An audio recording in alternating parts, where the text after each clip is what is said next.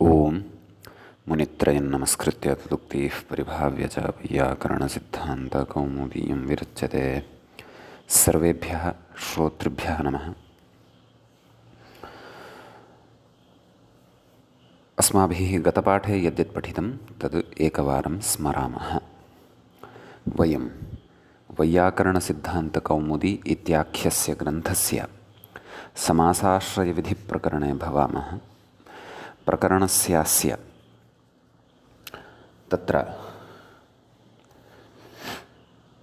पञ्चविंशः पाठः गतपाठः प्रवृत्तः। तस्मिन् पाठे अस्माभिः एते विषयाः पठिताः। सर्वादौ तु तत्र न हि वृत्ति वृषि व्यधि रुचि सहितनिषु क्वौ इति सूत्रस्य उदाहरणानि दृष्टानि। तत्र विशेषेण रीतिषट् परीतत् इति उदाहरणद्वयं यद् अवशिष्टमासीत् तस्य सिद्धिः कृता। तदनन्तरं प्रत्युदाहरणमपि विचारितं। परीणहनम् इत्यत्र क्विप् नास्ति, ल्युट् अस्ति, अतः दीर्घोऽपि न भवति। ततः परं विशिष्टः विचारः अत्र दृष्टः यत् विभाषापुरुषे इत्यतः विभाषा इत्यस्य अनुवर्तनं भवति। सा च विभाषा व्यवस्थितविभाषा इति मन्यते। ततश्च गतिकारकयोः एव अत्र दीर्घः भवति एतेषु धातुषु कुवन्तेषु परतः। तेन पटुरुक् तिग्मरुक् इत्यादिषु तु न भवति इति कश्चन विशिष्टः विचारः कृतः अस्माभिः। ततः परं सूत्रम् आरब्धं वनगिर्योः संज्ञायां कोटरकिंशुलुकादीनाम् इति। तत्र कोटरादीनां वने परे नाम कोटरादिभ्यः शब्देभ्यः वनशब्दः यदा परतः भवति, किंशुलुकादिगणे पठितेभ्यः शब्देभ्यश्च वनशब्दः यदा परतः भवति तदा तेषां दीर्घः भवति इति सूत्रस्य उदाहरणं दृष्टम्। तत्र उदाहरणानि तु यद्यपि द्रक्ष्यन्ते, ततः परं सैद्धान्तिकः एव विचारः अस्माकं प्रवृत्तः। तत्सम्बद्धं णत्वविधायकं सूत्रमपि अस्माभिः अत्र आरब्धं। तच्च वनं पुरगा मिश्रका सिद्ध्रका सारिका कोटराग्रेभ्यः इति अष्टमाध्यायस्य सूत्रम् अत्र आरब्धम्। तत्र कश्चन विशिष्टः विचारः दृष्टः अस्माभिः पठितः। आदौ तु सूत्रार्थः दृष्टः। वनशब्दस्य उत्तरपदस्य एभ्यः एवणत्वं भवति न अन्येभ्यः, नाम एभ्यः एव भवति इति तत्र कश्चन नियमः एतेन सूत्रेण क्रियते। नियमः अपि कथं क्रियते तदपि अस्माभिः पठितम् अग्रे। ततः परम् अस्माभिः तत्र पङ्क्तिः पठिता, इह कोटरान्ताः पञ्चदीर्घविधौ कोटरादयः बोध्याः इति। नाम प्राक्तनसूत्रं यद् कौमुद्यां पठितं कोटरकिंशुलुकादीनाम् इति। नाम तत्र कोटरादयः के नाम एते एव कोटरादयः ये दीर्घविधौ कोटरादयः परिगणिताः वर्तन्ते। क्व पुरुगा मिश्रका सिद्ध्रका इत्यादयः ये सन्ति कोटरान्ताः, अत्र विद्यमानाः कोटरान्ताः तत्र विद्यमानाः कोटरादयः वर्तन्ते इत्यर्थः अस्माभिः ज्ञाताः। अत्र नाम क्व वनं पुरगा मिश्रका इत्यत्र विद्यमानाः कोटरान्ताः एव तत्र कोटरादयशब्देन उक्ताः वर्तन्ते। के क्व कोटरकिंशुलुकादीनाम् इत्यत्र। तदनन्तरम् अस्माभिः दृष्टं तेषां कृतदीर्घाणां णत्वविधौ निर्देशः नियमार्थः भवति इति। कृतदीर्घाणाम् अत्र यः निर्देशः कृतः वर्तते क्व पुरुगा मिश्रका इत्यादिना, तत्र अयं निर्देशः नियमार्थः भवति। नाम णत्वविधानम् एव इदं नियमार्थं भवति। कुतः इति चेत् तत्र व्याख्यात्र अपि यथा उक्तं नाम तत्र पूर्वपदात् संज्ञायामगः इत्यनेनैव णत्वं सिद्ध्यति खलु, एवं खलु। तथापि कृतदीर्घस्य पुर्गादिपञ्चकस्य णत्वविधौ यः निर्देशः सः नियमार्थः सम्पद्यते। कः नियमः तत्र विवक्षितः भवति? नाम एतेभ्यः शब्देभ्यः एव परतः वन इति शब्दः यः वर्तते तस्य णत्वं भवति इति नियमः क्रियते इति एतावान् विषयः अस्माभिः पूर्वं पठितः। ततः अग्रे किं कथयन्नस्ति व्याख्याता तत् पश्यामः। एवञ्च समासाश्रयविधिप्रकरणस्य षड्विंशः पाठः अधुना भवति आरब्धः। अत्र पाठे व्याख्याता इदानीम् अग्रे इति शब्दविषये कथयति। एतावत्पर्यन्तं तु तत्र सैद्धान्तिकः पक्षः यः अस्माभिः विचारितः सः पञ्चानां विषये एव विचारितः। के ते पञ्च? पुरगा, मिश्रका, सिद्ध्रका, सारिका, कोटरा इति कृतदीर्घाः ये सूत्रे अणत्वविधिसूत्रे पठिताः। अग्रे इति शब्दः अपि अस्ति खलु तत्र, अतः अग्रे इति शब्दविषये अपि कथयति। अग्रे इति मूले उक्तम्। अग्रे शब्दस्य तु विध्यर्थः। अत्र अग्रे शब्दस्य निर्देशस्तु विध्यर्थः एव वर्तते। यतः तत्र एतेन केन पूर्वपदात् संज्ञायामकः इत्यनेन णत्वं न प्राप्यमाणं वर्तते। तद् अग्रे कथयन्नस्ति, पश्यन्तु। व्याख्यातारं पश्यन्तु। नाम अग्रे इति शब्दस्य अत्र णत्वविध्यर्थं कुतः पाठः भवति तद् इतोपि व्याख्यान् कथयति। किम्? णत्वविधौ अग्रे शब्दस्य निर्देशस्तु अग्रे वणशब्दे अपूर्वणत्वविध्यर्थः एव। नाम अत्र पूर्वम् उक्तेन सूत्रेण अत्र णत्वं न प्राप्यते। अतः तदर्थम् एव अत्र नाम णत्वं भवतु इति विध्यर्थमेव तस्य पाठः अत्र कृतः वर्तते, न तु नियमार्थः इति। कुतः? तत्र कथयति अग्रे वणशब्दस्य असंज्ञत्वात् इति भावः। नाम अग्रे वण इति शब्दः यः वर्तते सः शब्दः न संज्ञाशब्दः। अन्ये शब्दास्तु संज्ञाशब्दाः एव वर्तन्ते। के? पुर्गावणं, मिश्रकावणं, सिद्ध्रकावणं, सारिकावणं, कोटरावणम् इत्यादीनि यानि उदाहरणानि अस्माभिः साधयिष्यन्ते तानि उदाहरणानि नाम संज्ञात्वेन व्यवह्रियन्ते इत्यर्थः। अतः संज्ञात्वेन तेषां व्यवहारः अस्ति इति कृत्वा तत्र पूर्वपदात् संज्ञायामगः इत्यनेन एव सूत्रेण णत्वं सिद्ध्यति स्म। तथापि णत्वविधिः कुतः? नाम एतेभ्यः एव परतः वनशब्दस्य तत्र णत्वं भवति, नान्यथा। एतदर्थं तत्र अयं विधिः। परन्तु अग्रे शब्दविषये तथा नास्ति। कुतः? तत्र कारणम् इदमेव उक्तं, पश्यन्तु। यद्यपि मूले उक्तमेव अग्रे शब्दस्य तु विध्यर्थः, तर्हि सा पङ्क्ति नाम अग्रे शब्दस्य णत्वम् अत्र विध्यर्थः एव, नियमार्थः न इति कुतः? तर्हि तदेव नाम प्राक्तनसूत्रैः अत्र णत्वं न सिद्ध्यति, अतः एव विध्यर्थः अत्र अग्रे शब्दस्य निर्देशः। प्राक्तनसूत्रं किं? तदेव पूर्वपदात् संज्ञायाम् अगः तेन न सिद्ध्यति। कुतः? यतः तेन संज्ञायां गम्यमानायामेव णत्वम् उच्यते इति। अग्रे वणम् इति न संज्ञा इति तदेव उच्यते। अग्रे वणशब्दस्य असंज्ञत्वात् इति भावः इति। इतोपि अत्र स्पष्टतां कुर्वन्नस्ति। नाम प्राक्तन उदाहरणानि यानि वर्तन्ते तेषां विषये कानि? पुर्गावणम् इत्यादीनां स्पष्टतां कुर्वन्नस्ति। तत्र उच्यते न च पुर्गावणशब्दे गकारव्यवधानात् पूर्वपदात् संज्ञायाम् इत्यस्य प्राप्त्यसम्भवात् अत्र अपूर्वणत्वविध्यर्थमेव पुर्गादिग्रहणम् अथवा पुर्गाग्रहणमिति वाच्यं। तर्हि तत्र शङ्का भवति। नाम पुर्गा इत्यस्मिन् प्रयोगे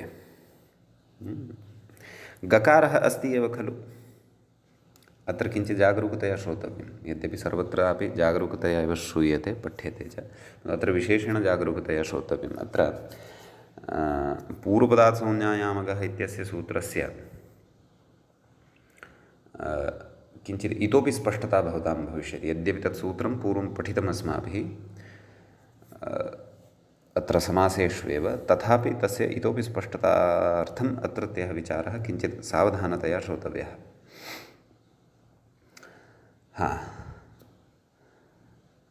पूर्वपदार्थसंज्ञायामगः इत्यस्य अर्थः कः नाम पूर्वपदस्थात् निमित्तात् परस्य नस्य णः स्यात् संज्ञायां न तु गकारव्यवधाने इति। नाम गकारव्यवधाने सति न भवति इति। तत्र प्रत्युदाहरणं किम् आसीत् स्मर्यन्ते? तत्र अस्माभिः तत्पुरुषे प्रायः नैव बहुव्रीहौ आम्, तत्र द्रोणसः इति प्रयोगः साधितः, खरणसः इति, शूर्पणखा इत्यपि सिद्ध्यति। तर्हि तत्र प्रत्युदाहरणम् इत्थमारब्धमासीत्, अगः किं ऋचामयनं ऋगयनम् इति। समीचीनं। तर्हि तत्र ऋग् इत्यत्र गकारः भवति, ततः परतः अयनम् इति भवति। तर्हि तत्र संज्ञात्वम् इत्यादि सर्वं वर्तते, परन्तु पूर्वपदं यद् वर्तते तत् पूर्वपदम् अग् नास्ति, नाम अगकारान्ततां न भजते, गकारान्ततां भजते इति। अतः एव तत्र णत्वं न भवति इति प्रत्युदाहरणं तत्र चर्चितम् आसीत्। अतः अत्रापि नाम अगः इत्यनेन किम् अवगन्तव्यं नाम न विद्यते गकारः अन्ते यस्य, न ग अग्, तस्मात् अगः इति। नाम अत्र अभिप्रायः एषः, गवर्णः यः वर्तते सः पदस्य अन्ते अपेक्षितः, मध्ये नापेक्षितः। पुरगा इत्यत्र तु ऋगयनम् इत्यादिवत् गकारः अन्ते नास्ति, मध्ये अस्ति। यतः गकारानन्तरं तत्र आकारोऽपि वर्तते, एवं किल। अतः अत्रत्यं पूर्वपक्षं पुनः शृण्वन्तु, स्पष्टता भविष्यति किं कथयति। इतः न च पुरगावणशब्दे गकारव्यवधानात्, नाम पुरगा इति यत् पूर्वपदं वर्तते तद् अग् वर्तते इति तत्र, अतः क्षन्तव्यः, गकारसहितः वर्तते, अतः तत्र अगः इति निषेधः प्रवर्तते इति। केन?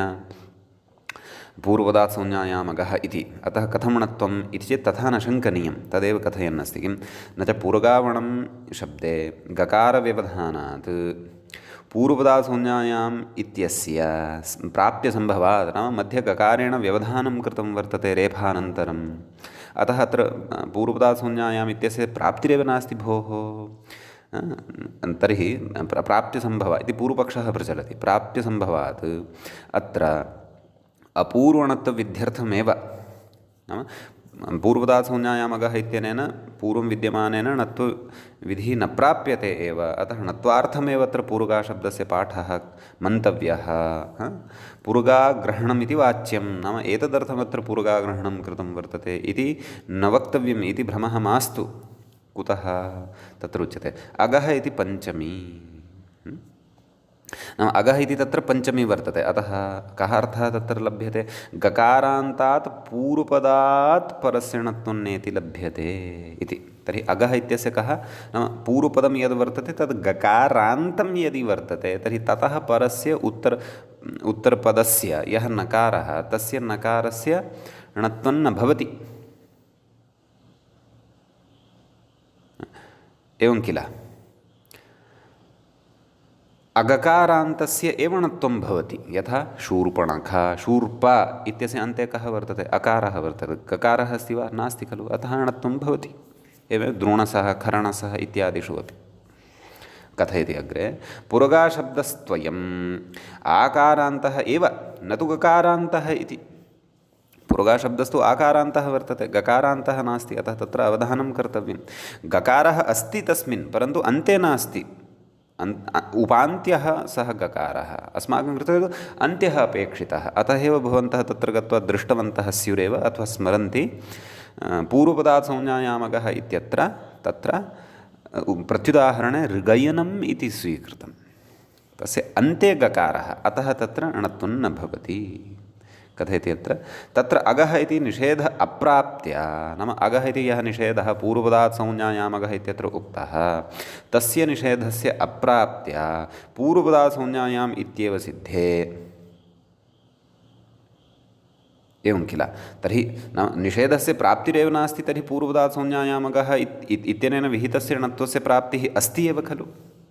नाम निषेधस्य प्राप्तेः अभावः कोऽर्थः, नाम तस्य प्रवृत्तिः कस्य सूत्रस्य। तर्हि पूर्वपदात् संज्ञायामगः इत्येव सिद्धे पुरगाग्रहणमपि नियमार्थमेव इति भावः। अतः पुरगाग्रहणमपि अत्र नियमार्थमे एव वर्तते। अतः मूले यदुक्तं तद् विचिन्त्य एव उक्तं। किम् इह ये कोटरादयः सन्ति तेषां कृतदीर्घाणां णत्वविधौ निर्देशः नियमार्थः भवति। नाम एतेभ्यः परतः एव वनशब्दस्य णत्वं भवति इत्यर्थः। एवं किल। अग्रे उच्यते असिपत्रवनम् इति कुत्र प्रविष्टः? अस्तु, प्रत्युदाहरणे प्रविष्टः। उदाहरणानि साधनीयानि। एतावता सिद्धान्तः अस्माभिः ज्ञातः अस्ति। इदानीम् एकैकम् उदाहरणमादाय तस्य उदाहरणस्य यावच्छक्यम् अर्थचिन्तनमपि कुर्मः, सिद्धिमपि च कुर्मः। समीचीनम्। एवं तर्हि प्रथमम् उदाहरणं भवति पुरगावणम् इति। पुरुगस्य वनं पुरुगावणम्, एवं किल। तत्र पुरुगस्य वनम् इति लौकिकविग्रहः, पुरगङ्गस् वनसु इति अलौकिकविग्रहः, षष्ठीतत्पुरुषसमासः, प्रातिपदिकसंज्ञा सुबलुक्, पुरगवन इत्यवस्थायां प्रथमं यत् सूत्रं किं? वनगिर्योः संज्ञायां कोटरकिंशुलुकादीनाम्। अत्र कोटरादिगणपठितः शब्दः वर्तते कः? पुरगा, पुरग इति। नाम तत्र कृतदीर्घहन्ततया यस्य निषेधः कृतः वर्तते, दीर्घहन्ततया यस्य पाठः कृतः वर्तते। क्व? यथा कोटरादयः के ग्राह्याः? यद्यपि मया गणपाठः अपि पठितः, परन्तु तस्मिन् गणपाठे अपि ते एव शब्दाः कुतः स्वीक्रियन्ते इत्यपि तत्र स्पष्टीकृतमासीत्। अत्र नाम ते शब्दाः, तेषां शब्दानां पाठः अपि भवतां सौकर्यार्थं मया उक्तः आसीत्। गणपाठं यदि पश्यन्ति भवन्तः तर्हि तत्र एते एव शब्दाः लभ्यन्ते। के? कोटर, मिश्रक, सिद्धक, पूरक, सारिक इति पञ्च। ते च क्व? तदेव वनं पुरगा, मिश्रका, सिद्धका, सारिका कोटराग्रेभ्यः। नाम अत्र कोटरान्ताः पञ्च ये सन्ति ते वनगिर्योः संज्ञायाम् इत्यत्र कोटरादित्वेन विवक्षिताः वर्तन्ते। नाम कोटरादिगणः अयम् इति तत्र विवक्षितं वर्तते। अतः प्रकृते अपि किं भवति इति चेत् कोटर वन इत्यवस्थायां तदेव वनगिर्योः संज्ञायां कोटरकिंशुलुकादीनाम् इत्यनेन सूत्रेण दीर्घः भवति वनशब्दे परतः। अतः तत्र प्रथमम् उदाहरणं नैव कोटर् इति नास्ति, पुरग पुरग इति वर्तते। तर्हि पुरगा वन इत्यवस्थायां वनं पुरगा, मिश्रका, सिद्धका, सारिका, कोटराग्रेभ्यः इत्यनेन णत्वं भवति। पुरगा वणं नाम वन इत्यस्य नकारस्य णकारः भवति। पुरगावण सु अं पूर्वरूपादिकं कृत्वा पुरगावणम् इति रूपं सिद्ध्यति। समीचीनम्। तदनन्तरम् अग्रिमः शब्दः अस्ति मिश्रकावणम्। तर्हि मिश्रकस्य वनं मिश्रकावणं। पूर्वदेव विग्रहः लौकिकविग्रहः, मिश्रकङस् वनसु प्रातिपदिकसंज्ञा समास षष्ठी समासः, प्रातिपदिकसंज्ञा सुबलुक्, मिश्रकवन इत्यवस्थायां वनगिर्योः संज्ञायां कोटरकिंशुलुकादीनाम् इत्यनेन दीर्घः मिश्रकावन। तदनन्तरं वनं पुरगा, मिश्रका इत्यादिना सूत्रेण दीर्घः मिश्रकावणम् इति रूपं सिद्ध्यति। समीचीनं।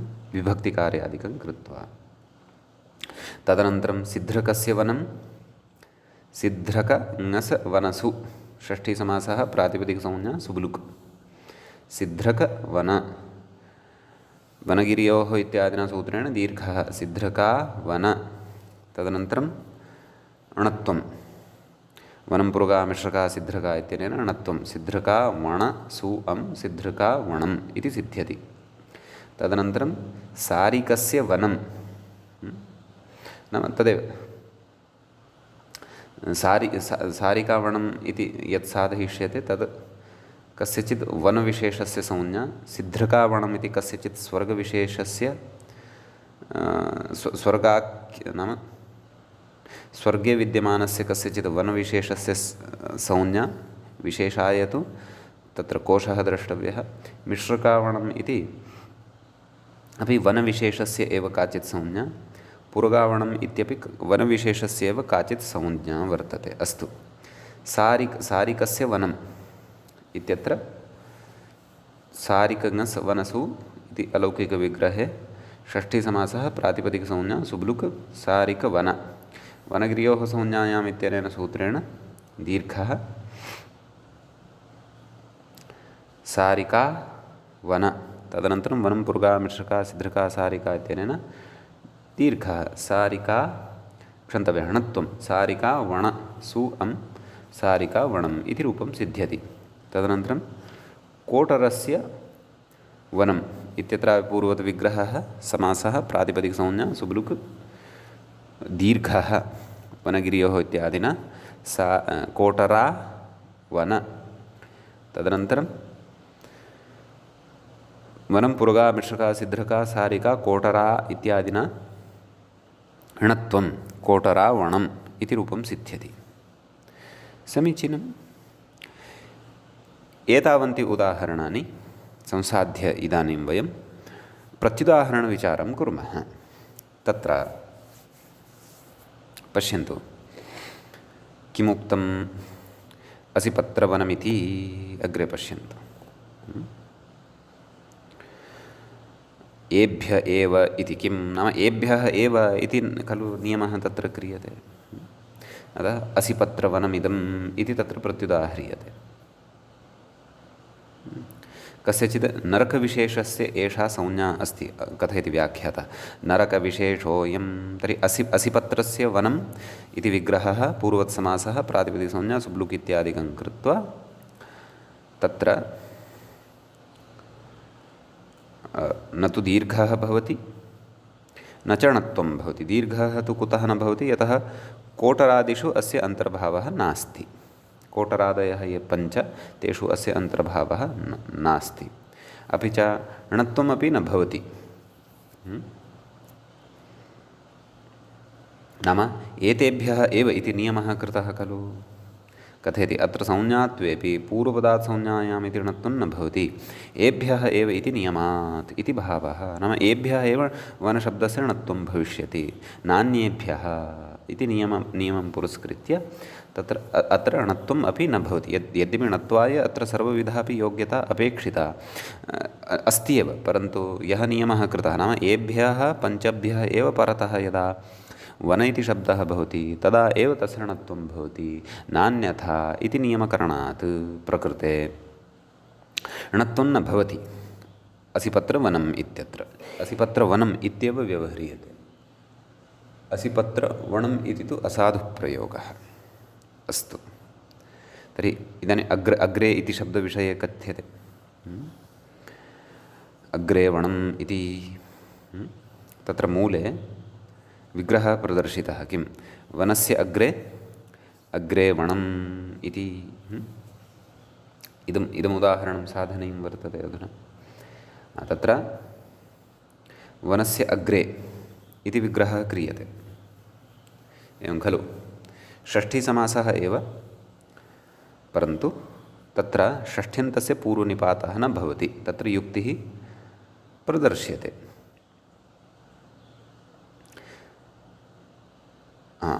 किं व्याख्याता कथयति वनशब्दस्य षष्ठ्यन्तस्य अग्रे शब्देन सह षष्ठीसमासः इति भावः नाम षष्ठीसमासो भवति इति। तर्हि लौकिकविग्रहः कथं वनस्य अग्रे इति लौकिकविग्रहः समीचीनं।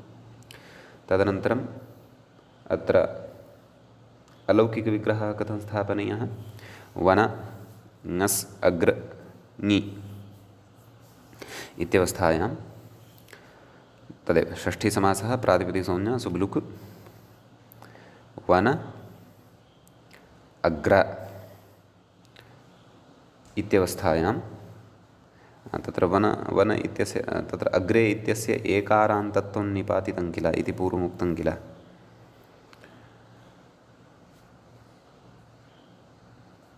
क्व कोटराग्रेभ्यः वनं पुरुगा मिश्रका इत्यादिषु कोटराग्रेभ्यः इत्यत्र तादृशः विचारः अस्माभिः कृतः आसीत् किल। वनं पुरुगा मिश्रका सिद्रका सारिका कोटर अग्रे इत्येतेभ्यः एव परस्य उत्तरपदस्य वनशब्दस्य यः नकारान्तः तस्य णत्वम् इत्यन्वयः।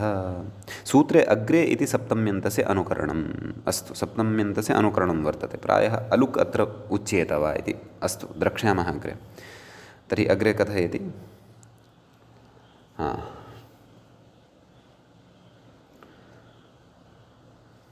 राजदन्त किं ननु तर्हि सुपोधातु इति सप्तम्याः अपि लुक् स्यात् इत्यतः आम् अस्माकं लब्धम्, अस्माकमपेक्षितं लब्धं। नाम सप्तम्याः अपि अत्र लुक् स्यात्। केन? सुपोधातु प्रातिपदिकयोः यथा षष्ठ्याः अत्र लुक् विहितः अस्माभिः, तद्वत् सप्तम्याः अपि स्यात् खलु। अतः किमाह राजदन्तादिष्विति। मूले पश्यन्तु, राजदन्तादिषु नाम राजदन्तादिगणः अस्माभिः पठितः एव। राजदन्ताः इत्यादयः प्रयोगः साधितः एव तत्पुरुषे, विस्तरेण ज्ञातमेव। तर्हि किं कथयति मूले, राजदन्तादिषु निपातनात् सप्तम्याः अलुक्। राजदन्तादिगणे निपात्यते अयं शब्दः, अतः सप्तम्याः अलुक् भवति। अत एव च तत्र षष्ठ्याः पूर्वनिपातोऽपि न भवति इत्यपि स्मर्तव्यम्। अन्यथा षष्ठीसमासत्वात् षष्ठ्यन्तस्य पूर्वनिपातः खलु स्यात्। परन्तु राजदन्तादिगणे पाठसामर्थ्यात् एदन्तत्वम् अस्य निपात्यते, किञ्च पूर्वनिपातोऽपि निपात्यते। समीचीनम्। अग्रे कथयति अनेन वनशब्दस्य परनिपातोऽपि सूचितः। नाम तदेव राजदन्तादिगणे तत्र षष्ठ्यन्तस्य परनिपातः, सः षष्ठ्यन्तशब्दः कः? वन इति शब्दः, तस्य परनिपातोऽपि अत्र सूचितः इत्यर्थः। एवं किल। तर्हि तत्र उच्यते ननु सप्तम्यर्थप्राधान्यात् सप्तमी स्यात्। एवं किल। वनस्य अग्रे इति खलु उच्यते। तर्हि अत्र तु सप्तम्यन्तार्थस्य प्राधान्यं वर्तते, न तु वनस्य प्राधान्यं वर्तते। षष्ठ्यन्तस्य परनिपातः स्यान्नाम, तथापि यथा राज्ञः पुरुषः इत्यादौ पुरुष इत्यस्य प्राधान्यं भवति, तद्वद् अत्रापि तत्र न तु षष्ठ्यन्तस्य प्राधान्यं भवति, तद्वद् अत्रापि वनस्य इत्यस्य प्राधान्यं नास्ति, परन्तु सप्तम्यन्तं यद् वर्तते तस्य अर्थप्राधान्यम् अत्र वर्तते। अतः सप्तमी एव प्रातिपदिकादपि स्यात् खलु। अग्रे वने इति स्यात् खलु। परन्तु तथा न अत्र उच्यते। तस्य तादृशजिज्ञासायाम् अत्र कथयति प्रातिपदिकेति मूले उक्तं। किमुक्तं? प्रातिपदिकमात्रे प्रथमा। सप्तम्यर्थस्य प्रातिपदिके अन्तर्भावादिति भावः। नाम सप्तम्यन्तस्य एव प्राधान्यम् अत्र अस्ति, परन्तु सप्तम्यन्तार्थः अपि प्रातिपदिकार्थे अन्तर्भवति इति कृत्वा प्रातिपदिकार्थत्वात् तत्र प्रथमा एव उच्यते इति। नाम प्रथमया एव अत्र सप्तम्यन्तर्थः ज्ञाप्यते इत्यर्थः। अतः एवं रीत्या तत्र प्रथमायाः सङ्गतिप्रकारः अपि मूले उक्तः। प्रातिपदिकार्थमात्रे प्रथमा इति उक्तम्। प्रातिपदिकार्थमात्रे प्रथमा इति च विषयः अस्माभिः कारकप्रकरणे प्रातिपदिकार्थलिङ्गपरिमाणवचनमात्रे प्रथमा इति सूत्रपठनवेलायां पठितः सः विषयः। समीचीनम्। इति तु कोटरादीनां दीर्घस्य उदाहरणं वनशब्दे परतः तत्र च णत्वम् अपि योजयित्वा कोटरादीनां दीर्घस्य उदाहरणानि उक्तानि। इदानीं तत्र अन्यः अपि गणः पठितः खलु, किंशुलुकादिगणः। किंशुलुकादिगणे च ये शब्दाः सन्ति तेपि मया भवतां सविधे पठिताः आसन्। पुनः एकवारं स्मरामः। किंशुलुक, शाल्वनभ्र, नड, अञ्जन, भञ्जन, लोहित, कुक्कुट, एते किंशुलुकादयः भवन्ति। तेषाम् अपि दीर्घः भवति, परन्तु कदा, यदा परतः कः शब्दः भवति, गिरिशब्दः भवति, न तु अन्यः। इदानीं वनशब्दप्रसङ्गः समाप्तः, इदानीं गिरिशब्दे परतः दीर्घः भवति, एवं किल। तर्हि तत्र तदेव कथयति अग्रे व्याख्याता। किंशुलुकादीनाम् उदाहरणमाह, नाम तेषाम् उदाहरणानि आदाय कथयति। किं किंशुलुका गिरिः, मूले उक्तं खलु किंशुलुका गिरिः इति। कथं विग्रहः इति चेत् किंशुलुकस्य गिरिः, किंशुलुका गिरिः नाम एषः कश्चन प्रसिद्धः पर्वतः वर्तते।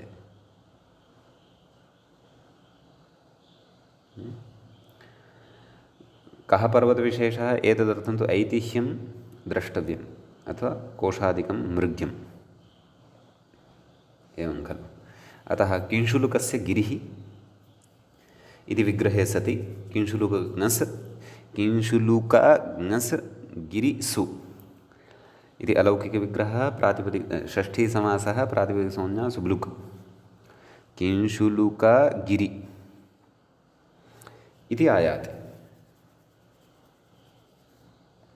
किंशुलुकगिरि इत्यवस्थायां तत्र गिरिशब्दः परतः लब्धः, किंशुलुकगणे पठितः शब्दः अपि अस्माकं सविधे अस्ति। अतः वनगिर्योः संज्ञायां कोटरकिंशुलुकादीनाम् इत्यनेन सूत्रेण गिरिशब्दे उत्तरपदे परतः किंशुलुक इति शब्दस्य दीर्घः भवति। अतः किंशुलुका गिरि सु सस्यरुत्तविसर्गे सति किंशुलुका गिरिः इति शब्दः इति प्रयोगः सिद्धः भवति। समीचीनं। व्याख्याता कथयति अञ्जनागिरित्यपि उदाहार्यं, नाम अन्येपि शब्दाः तत्र पठिताः वर्तन्ते, तेषामपि दीर्घपूर्वकम् उदाहरणं वक्तव्यं। तर्हि अन्यशब्दाः के, अञ्जनशब्दस्तु अस्ति एव, ततः पूर्वम् अस्माभिः गणपाठे कः शब्दः दृष्टः, शाल्वनभ्र। तर्हि शाल्वनभ्रागिरिः। नडशब्दः अपि क्वचित् दृश्यते, नडागिरिः, अञ्जनागिरिः, भञ्जनागिरिः, लोहितागिरिः, कुक्कुटागिरिः, इति इमानि उदाहरणानि अपि तत्र ज्ञातव्यानि इत्यर्थः। अद्यत्वे यस्मिन् काले वयं जीवामः तत्र एकः स्थानविशेषः वर्तते महाराष्ट्रप्रान्ते, रत्नागिरिः। तद्मया विशेषेण स्मर्यते अत्र। यद्यपि रत्नशब्दः किंशुलुकादिगणे न दृश्यते, तथापि किंशुलुकादिगणस्य आकृतिगणः कर्तव्यः। रत्नानाङ्गिरिः रत्नागिरिः इति, अथवा रत्नस्य गिरिः रत्नागिरिः इति, तत्रापि किंशुलुकादिगणस्य तत्र आकृतिगणत्वं मत्वा रत्नशब्दं तत्र अन्तर्भाव्य अद्यतने लोके या संज्ञा श्रूयमाणा वर्तते रत्नागिरिः इति, तत्रापि दीर्घः अस्माभिः तत्र वनगिर्योः संज्ञायां कोटरकिंशुलुकादीनाम् इत्यनेन सूत्रेण कर्तुं शक्यते। अतः प्रसङ्गवशात् महाराष्ट्रीयः ग्रामोऽपि अत्र स्मृतः मया। अस्तु, भवतु इति एतावान् विशेषः एतयोः द्वयोः सूत्रयोः, वनगिर्योः संज्ञायाम् इत्यत्र वनं पुरुगामिश्रका इत्यत्र। वनं पुरुगामिश्रका इति णत्वविधेः गिरिशब्देन सह तु सम्बन्धः नास्ति। कुतः? यतः तत्र निमित्तानां नैमित्तिकानां च अभावः। अतः ततः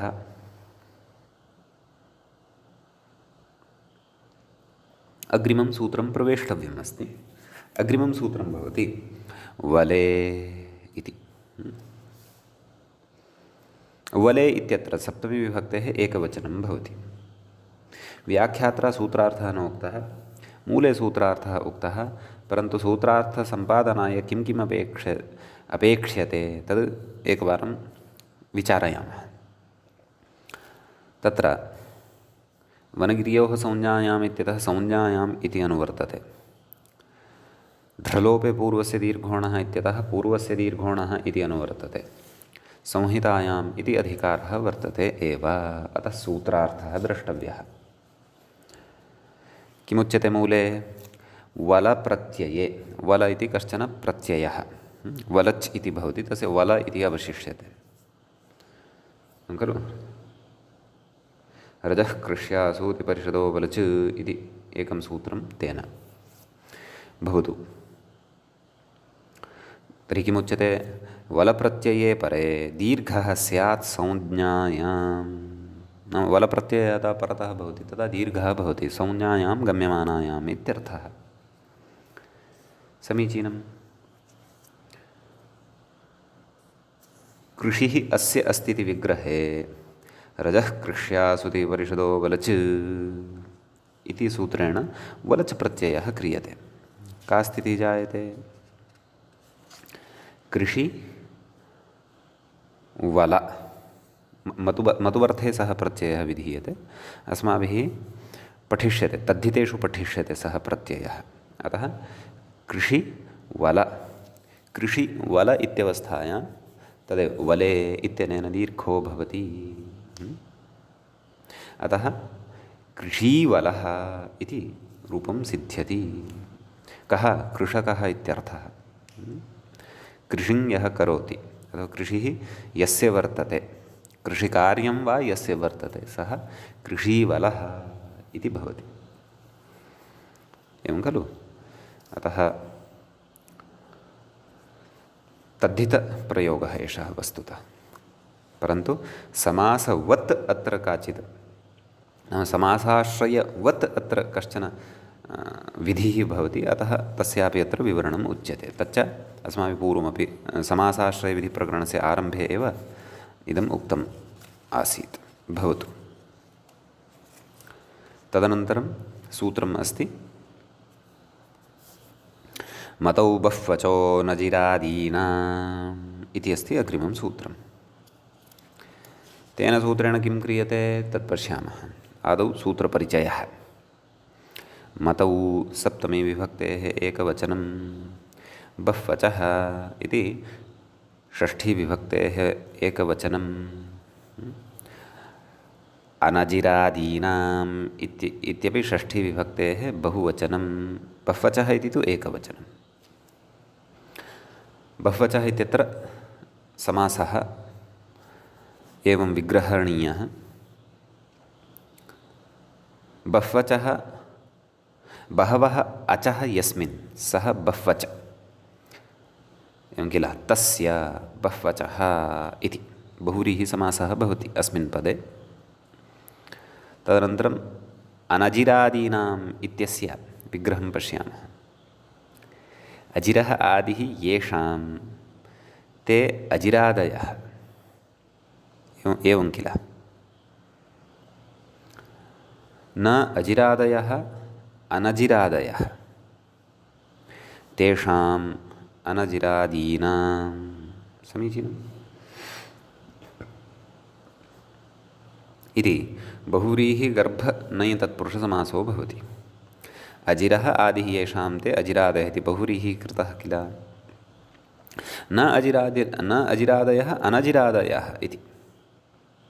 अतः तादृशः नञ् तत्पुरुषः अत्र वर्तते यस्य गर्भे अन्तः आदौ बहुव्रीहिसमासः सम्पन्नः वर्तते। अतः बहुव्रीहिगर्भनञ् तत्पुरुषसमासः एषः भवति इति। समीचीनं। भवतु। संज्ञायाम् इत्यनुवर्तते कुतः? वनगिर्योः संज्ञायाम् इत्यतः। पूर्वस्य दीर्घोणः इति अनुवर्तते ढ्रलोपे इत्यस्मात्। संहितायाम् इति अधिकारः वर्तते। सूत्रार्थः न कृतः। व्याख्यात्रा उच्यते। पश्यन्तु। मतु प्रत्यये परे, मतौ इत्यनेन कः ग्राह्यः? मतुप् इति प्रत्ययः ग्राह्यः। समीचीनं। मतुप् प्रत्यये परे बह्वचः दीर्घः स्यात् संज्ञायां, नाम मतुप् प्रत्ययः परतः वर्तते ततः पूर्वं यदि तादृशं प्रातिपदिकं वर्तते अथवा तादृशं शब्दस्वरूपम् अथवा तादृशं पदं किमपि वर्तते यद् बह्वच अस्ति, तर्हि तस्य बह्वचः दीर्घः भवति। कुतः? कदा? संज्ञायां गम्यमानायां। संज्ञायाम् इति अनुवर्तनम् अस्माभिः गृहीतमेव, परन्तु न तु अजिरादीनाम् इत्यर्थः। परन्तु तत्र मतुप् प्रत्यये परतः पूर्वपदं यद् वर्तते तद् अजिरादिगणपठितं न स्यात्। तदर्थम् अस्माभिः अजिरादिगणः द्रष्टव्यः। अजिरादिगणे के शब्दाः सन्ति तदेकवारं द्रष्टव्यं खलु इति चेत् पश्यन्तु, अजिरादिगणं नाम गणपाठं पश्यन्तु। तत्र गणपाठे मतौ बह्वचो नजिरादिनाम् इति सूत्रस्य निर्देशं कुर्वता गणपाठकारेण अर्थात् महर्षिणा पाणिनिना तत्र शब्दानां सङ्ग्रहः कृतः। ते च शब्दाः एवं कथम्? अजिर, खदिर, पुलिन, हंसक, हंस, कारण्ड, कारण्डव, चक्रवाक, एते केचन शब्दाः तत्र पठिताः वर्तन्ते। तत्र सर्वेपि शब्दाः बह्वचकाः एव वर्तन्ते। हंस इत्यपि बह्वचकमेव वर्तते। कुतः? तत्र अनुस्वारः अपि अस्ति एकः, अनुस्वारस्य अच्त्वमपि वर्तते अकारोपरि पाठसामर्थ्यात्। अतः एते बह्वचकाः शब्दाः अजिरादिगणे पठिताः वर्तन्ते। ते पूर्वपदत्वेन न भवेयुः, तद्भिन्नाः एव भवेयुः। कुतः? अनजिरादीनाम् इति निषेधः तत्र उक्तः। अतः क्व सूत्रे इति सूत्रार्थः भवति। समीचीनम्। उदाहरणम् अमरावती मूले दत्तं खलु। उच्यते इन्द्रनगर्याः संज्ञेयं। कथं विग्रहं प्रदर्शयति? अमराः अस्यां सन्ति इति विग्रहः इति। तत्र अमराः अस्यां सन्ति इति विग्रहे अमर इति शब्दात् मतुप् प्रत्ययः केन? तदस्यास्त्यस्मिन् इति मतुप् इत्यनेनैव खलु वक्तव्यः। मतुप् सत्यं, तस्य किमवशिष्यते? मत्। पकारस्य इति संज्ञा, उकारः उच्चारणार्थः। एवं वा न वा? अमर मत् नाम अमर जस् इति आसीत्, परन्तु तदेव तद्धितान्तस्य प्रातिपदिकसंज्ञया सुब्लुक्। अत्रापि तादृशी प्रक्रिया भवति खलु। अतः अमर मत्, अमरमत् इत्यवस्थायां मतौ बह्वचो नजिरादीनाम् इत्यनेन दीर्घः अमरावत् क्षन्तव्यः। अमरामत्, मत् इति अस्ति खलु। तदनन्तरं मकारस्य वकारः कर्तव्यः।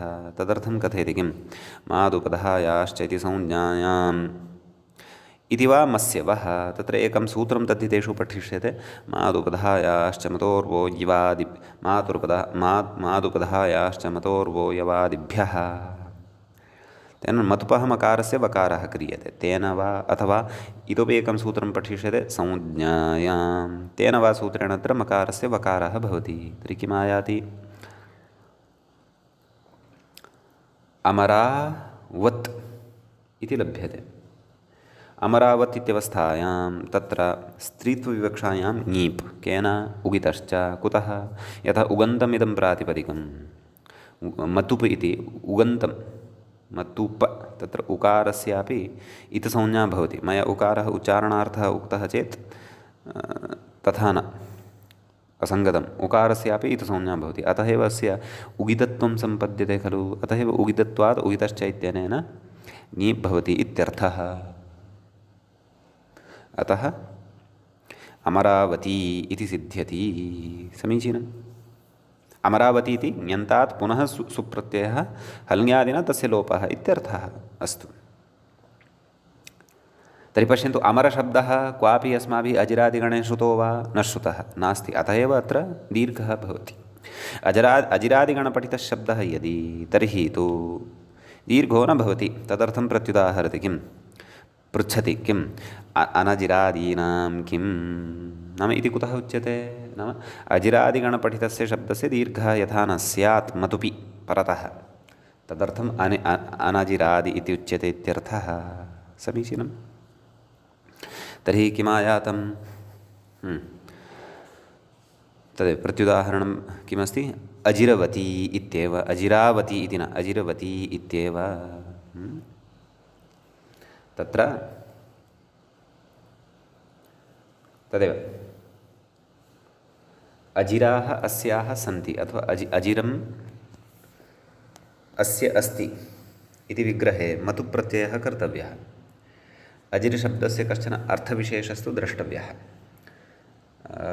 कोशे अस्ति वा अजिर अस्ति अजिरम्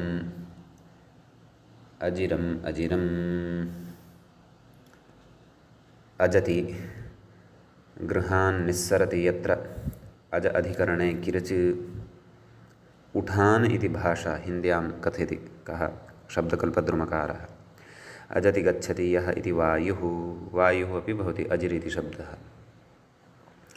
अजति गच्छति क्षणभङ्गं क्षणभङ्गरम् इति यावत् इति शरीरं शरीरस्यापि नाम अस्ति अजिर् इति। इन्द्रियाणि गच्छन्ति अत्र इति व्युत्पत्त्या विषयः चत्वरम् इत्यपि अस्ति। ओहो समीचीनं। चत्वरं जानन्ति वा? मण्डूकः इत्यपि अर्थः वर्तते। मण्डूकः इत्यपि अर्थः अस्ति मेदिनीकोशानुसारं। विषयः इत्यपि अर्थः अस्ति। वायुः इति तु अर्थः अस्ति एव। बहवः अर्थाः सन्ति। मण्डूकः अर्थः स्वीक्रियते तर्हि तु क्लेशः एव नास्ति। अन्येपि अर्थाः सङ्गत्यनुसारं स्वीकर्तुं शक्यन्ते। ते अस्याः सन्ति अथवा ते अस्यां सन्ति इति विग्रहे तत्र अजिर इति शब्दात् मतुप् प्रत्ययः अजिर मतुप् अजिर मत् अजिर तदेव मादुपदः याश्च इत्यनेन अथवा संज्ञायाम् इत्यनेन मकारस्य वकारः अजिरवत् इत्यवस्थायां तत्र दीर्घो न भवति। कुतः? अनजिरादीनाम् इति निषेधात्। अतः अजिरवत् ङीपि अजिरवती सु हल्ङ्यादिना लोपे च सति अजिरवती इत्येव प्रयोगः भवति, न तु अजिरावती इति। कथयति नदीविशेषस्य संज्ञेयं नदीविशेषस्य एषा संज्ञा भवति इत्यर्थः। समीचीनम्। अग्रे उच्यते किं प्रत्युदाहरणं मूले बह्वचः किं व्रीहिमती इति। नाम बह्वचः एव दीर्घः भवति नान्यस्य कस्यचित्। तर्हि व्रीहिः अस्याम् अस्ति अथवा व्रीहयः अस्यां सन्ति इति विग्रहे व्रीहिशब्दात् मतुप् प्रत्यये परतः न संज्ञा स्यान्नाम एषा कस्याश्चित् एषा संज्ञा अस्ति चेदपि दीर्घो न भवति। कुतः? यतः अनजिरादिः यः शब्दः वर्तते व्रीहिः इति, नाम अजिरादिगणे न पठितः वर्तते यः शब्दः व्रीहि इति, सः बहुवचन अस्ति। एवं किल? तत्र अच् द्वयमेव वर्तते। व्री इत्यत्र ईकारः, हि इत्यत्र इकारः। द्वयोः तु बहुत्वं न गम्यते, त्रयाणाम् अथवा ततोपि अधिकानामेव बहुत्वं गम्यते। अत्र तु द्वित्वमेव वर्तते। अतः अत्र दीर्घो न भवति। व्रीहीमति इति न भवति, अपि तु व्रीहिमति इत्येव भवति। अत्र च निमित्ताभावात् मकारस्य मतुपः मकारस्य वकारोपि न भवति। तत् कुतः न भवति? तद् मादुपदहायाश्च इति सूत्रस्य पठनानन्तरं भवतां स्पष्टता भविष्यति तद्धितेषु। अस्तु। एवं तर्हि किमायातं व्रीहिमति इत्येव उदाहरणं भवति, नाम दीर्घो न भवति इति। व्रीहिशब्दस्य बह्वच्कत्वाभावात्। तदनन्तरमुच्यते संज्ञायाम् इत्येव, नाम संज्ञायां गम्यमानायामेव भवति। संज्ञा यदि नास्ति तर्हि न। यथा उदाहरति किं वलयवती व्याख्याता अपि कथयति अत्र वलयवती इति अनजिरादित्वे अपि असंज्ञत्वान् न दीर्घः इति भावः वलयम् अस्याम् अस्ति इति विग्रहः क्रियते एवं किल वलयं नाम कङ्कणविशेषः महिलाभिः स्त्रीभिः हस्तयोः ध्रियते यत् एवं किल अतः सा तु संज्ञा नास्ति न वलयवती इति तु कस्याश्चित् संज्ञा नास्ति कुतः अत एव तत्र मतौ बह्वचो नजिरादिनाम् इत्यत्र वनगिर्योः संज्ञायाम् इत्यस्मात् संज्ञायाम् इति अनुवर्तते इति अनुवर्तनवेलायाम् उक्तं सूत्रार्थकरणवेलायामपि व्याख्यात्रापि उक्तम् अतः अत्र दीर्घो न भवति वलयावती इति न भवति वलयवती इत्येव भवति यदि तु कस्याश्चित् नामकरणं क्रियते संज्ञा यदि क्रियते तर्हि तु वलयावती इति स्यात् परन्तु एतावता तु संज्ञा न श्रूयते अतः संज्ञात्वाभावात् अत्र बह्वच्कत्वं यद्यपि वर्तते कस्य वलयशब्दस्य त्रयः अचः वर्तन्ते तत्र तथापि दीर्घो न भवति असंज्ञात्वात् इत्यर्थः समीचीनम् अतः वलयवती इत्येव समीचीनं ततः परं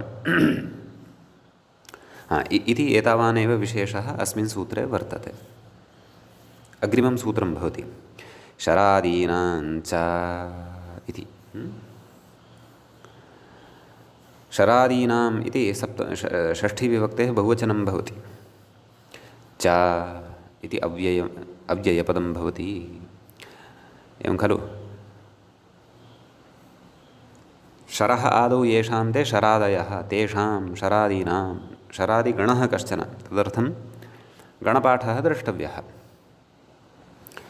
गणपाठे एवं शब्दाः शरादिगणे उपन्यस्ताः कथं के ते पठामि एकवारं शर वंश धूम अहि कपि मणि मुनि शुचि हनु अपि अस्ति अतः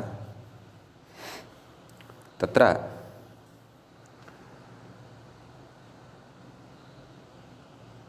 एते शब्दाः शरादिगणपठिताः वर्तन्ते एतेषामपि दीर्घः भवति कदा मतुपि परतः अतः अनुवर्तनं स्वीकर्तव्यं केषाम् अनुवर्तनं भवति इति चेत् तत्र मतौ गतसूत्रात् मतौ इति मतौ बह्वचो नजिरादिनाम् इत्यतः मतौ इति अनुवर्तते संज्ञायाम् इत्यस्य अनुवृत्तिः वर्तते वनगिर्योः इत्यस्मात् पूर्वस्य दीर्घोणः इति ढ्रलोपे इत्यादितः अनुवर्तते संहितायाम् इति तु अस्ति एव अधिकारः सूत्रार्थः मूले नोक्तः व्याख्यात्रा उच्यते शरादिनां किमुच्यते शेषपूर्णेन उच्यते किमुच्यते मतौ दीर्घः संज्ञायाम् इति शेषः नाम मतुप्रत्यये परतः दीर्घो भवति कदा संज्ञायां गम्यमानायामेव इति अग्रे कथयति अबह्वच्कत्वात् पूर्वेण न प्राप्तिः इति नाम शरादिगणपठिताः ये सन्ति शब्दाः ते शब्दाः द्व्यच्काः एव वर्तन्ते बह्वच्काः न सन्ति नाम अच्द्वयमेव तत्र दृश्यते अतः पूर्वेण न प्राप्तिः अतः मतौ बह्वचो नजिरादिनाम् इत्यनेन न प्राप्यमाणमासीत् इति कृत्वा द्व्यच्कानामेव केषाञ्चन परिगणितानाम् एव तत्र दीर्घो भवतु एतदर्थं शरादिगणः आरब्धः अथवा शरादिगणानां गणपठितशब्दानाम् एषा व्यवस्था आरब्धा उदाहरणं शरावती इति उदाहरणं दत्तं कथं विग्रहः शराः अस्यां सन्ति इति विग्रहः मतुप्रत्ययः केन तदस्यास्त्यस्मिन् इति मतुः शर मत् मादुपधायाश्च मतोर्वोयवादिभ्यः इत्यनेन मकारस्य वकारः परन्तु मतुपि परतः एव तत्र दीर्घः अपि कर्तव्यः खलु केन शरादीनाञ्च अतः शरामत् तदनन्तरं तदेव वत्वं शरावत् उगिदन्तत्वात् ङीप् सु सोर्लोपे सति शरावती इति रूपं सिद्धं भवति। एवं खलु। नदीविशेषस्य संज्ञा, नदीविशेषस्य नाम इति कथयति व्याख्याता। नदीविशेषस्य नाम इदं भवति, शरावती इति सिद्ध्यति। समीचीनम्। अन्येषां शब्दानामपि दीर्घं विधाय तत्र उदाहरणानि भवितुम् अर्हन्ति। वंशावती, धूमावती, अहीवती, कपीवती अथवा पुंसी अपि उदाहरणानि भवितुम् अर्हन्ति। वंशवान्, वंशवती वा संज्ञा कीदृशी अस्ति, स्त्रियाम् अस्ति वा नपुंसकलिङ्गे अस्ति वा इति तु द्रष्टव्यं।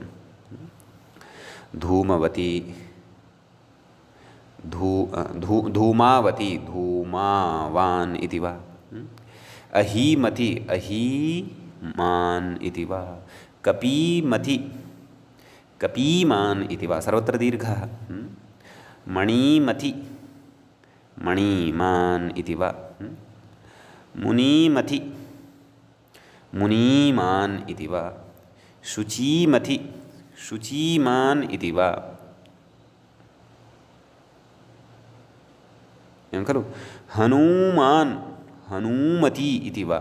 तत्र हनु शब्दस्य तु पुल्लिङ्गे संज्ञा प्रसिद्धा एव वर्तते, हनूमान् इति। हनुमान् इति ह्रस्वः अपि श्रूयते, तत्र संज्ञापरतया अर्थः न, तत्र सामान्येन हनुः यस्य वर्तते सः हनुमान्, परन्तु ह्रस्वान्ततया अपि श्रूयते। एवं किल।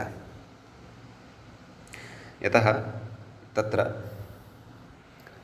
संज्ञात्वं यदि तर्हि तु दीर्घः कर्तव्यः इति अस्ति। ह्रस्वान्ततयापि संज्ञा यदि श्रूयमाणा वर्तते तर्हि तु तस्य तदेव दीर्घाभावः वक्तव्यः। कुतः? किमपि प्रशोदरादिगणव्यवस्था वा तत्र द्रष्टव्या, अथवा विशिष्टा काचित् व्यवस्था स्यात् अग्रे आगच्छेत् यदि, तर्हि द्रक्ष्यामः। अथवा कोशादिषु अत्र दृष्टिः कृता वा इति पश्यामः। हनूमान् इत्यपि अस्ति प्रयोगः। हनुः अस्येति, हनूमतुः, तदेव दीर्घान्ततया दृश्यते। हनुमान् ह्रस्वान्ततया अपि दृश्यते, वानरविशेषः। प्रयोगद्वयमपि दृश्यते। तर्हि दीर्घनिवृत्तिः तु शिष्टप्रयोगसामर्थ्यात् कर्तव्या इति सद्यः भवतु। अग्रे विशेषः कश्चन लप्स्यते यदि द्रक्ष्यामः। समीचीनम्। इति एतावान् विशेषः शरादीनाञ्च इति सूत्रस्थः वर्तते। समीचीनम्। इदानीं वयम् अग्रिमस्य सूत्रस्य आरम्भं कुर्मः। अग्रिमं सूत्रं भवति इको वहे पीलोः इति। पदच्छेदं पश्यामः। अष्टाध्याय्यां क्रमशः सूत्राणि उच्यमानानि वर्तन्ते। शरादिनाम् इत्यस्मात् अनन्तरम् इको वहे पीलोः इत्येव सूत्रम्। पदच्छेदः इकः इति षष्ठ्यन्तं पदं भवति तत्र इक् शब्दस्य। वहे, वहे इति वः इत्यस्य सप्तमी विभक्तेः एकवचनं भवति। अपीलोः इति षष्ठीविभक्तेः एकवचनम् एव भवति। तत्र